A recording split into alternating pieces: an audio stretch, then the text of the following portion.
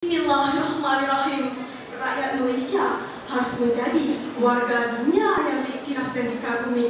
Malaysia harus dilihat sebagai sebuah negara yang bermaruah dan berhemah tinggi. Ditasri Paduka Baginda Yang Pertuan Agong Tuan Nizam Zainal Abidin.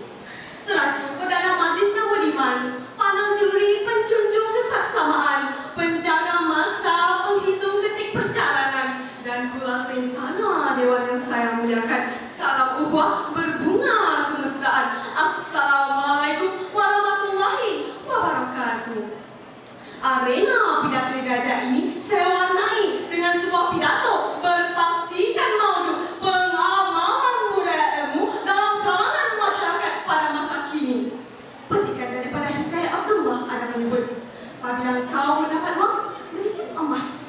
Jualkan emas itu, belikan intan. Jualkan intan, belikan manikam. Jualkan manikam, belikan ilmu yang sekaligus merumuskan kearifan masyarakat terdahulu tentang kedudukan ilmu yang mengatasi segalanya. Pengamalan ditakrifkan sebagai sesuatu yang dilakukan sebagai suatu kebiasaan. Budaya ilmu pula mendukung maksud peradaban atau tamadun berteraskan pengetahuan masyarakat berkonotasi dengan kumpulan manusia yang hidup secara bersama. Manakala pada masa ini diertikan pada masa sekarang. Oleh itu, rangkuman frasa maudhu pidato saya sangat boleh disimpulkan sebagai menjadikan peradaban atau tamadun berteraskan pengetahuan sebagai suatu kebiasaan dalam kalangan kumpulan manusia yang hidup secara bersama pada masa sekarang.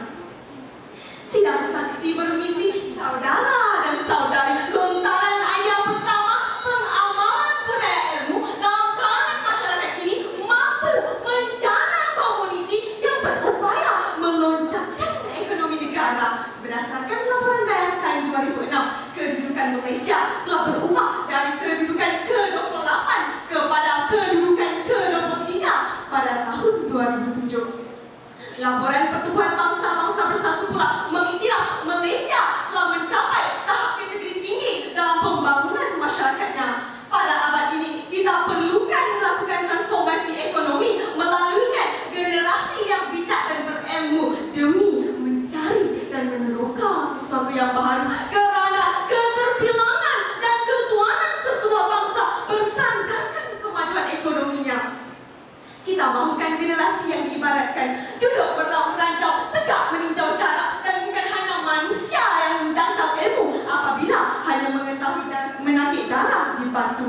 Tegasnya, lonjakan ekonomi negara dapat dilestarikan melalui masyarakat yang menjadikan ilmu sebagai budaya dalam tata hidup.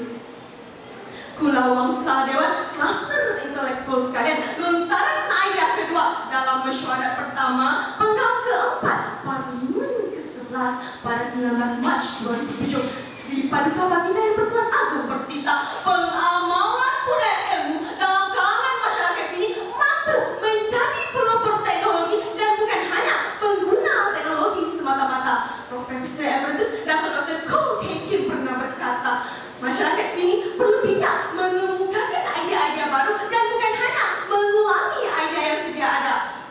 Jelasnya, apabila dunia mengiktiraf Datuk Sri Hishamuddin Tubusin menduduki jawatan di Lembaga Eksekutif UNESCO, membuktikan masyarakat kita secara analitikal telah menjadikan ilmu sebagai satu budaya sehingga mampu duduk sama rendah dan berdiri sama tinggi dengan negara-negara maju yang lain.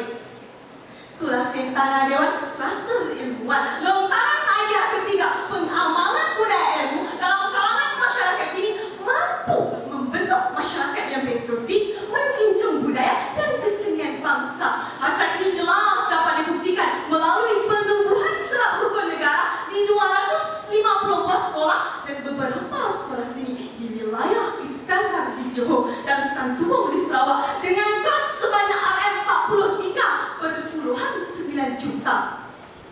Segala usaha ini jelas berobjektifkan untuk membudayakan ilmu dalam masyarakat sehingga melahirkan masyarakat yang menjana perpaduan dan taat setia kepada negara. Dengan ini, mereka tidak akan ibaratkan seperti kambing kecil merentak tidak memutus tali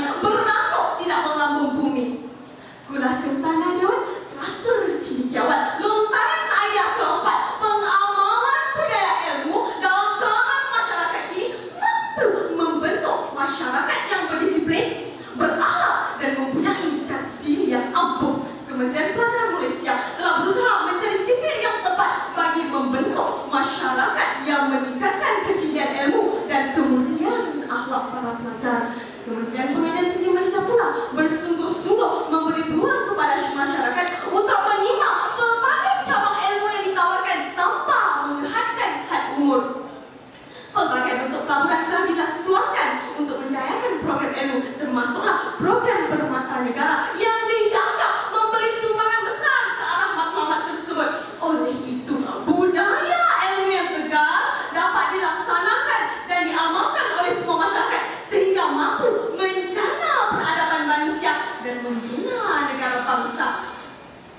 Kula Wangsa Dewan, penggerak wawasan, konklusinya pengamalan budaya ilmu mampu menjana komuniti yang berupaya melonjakkan ekonomi negara, berkeyakinan menjadi pelopor teknologi, membentuk masyarakat yang berdisiplin, berakhlak dan mempunyai jati diri yang ampuh, serta membentuk masyarakat yang berpatriotik, menjunjung budaya dan kesenian bangsa. Mantan Perdana Menteri Tun Abdullah Ahmad Badawi pernah berkata, orang yang berilmu ialah orang yang menggunakan ilmu untuk kebaikan dirinya dan meningkatkan kualiti diri, seterusnya produk yang mereka hasilkan.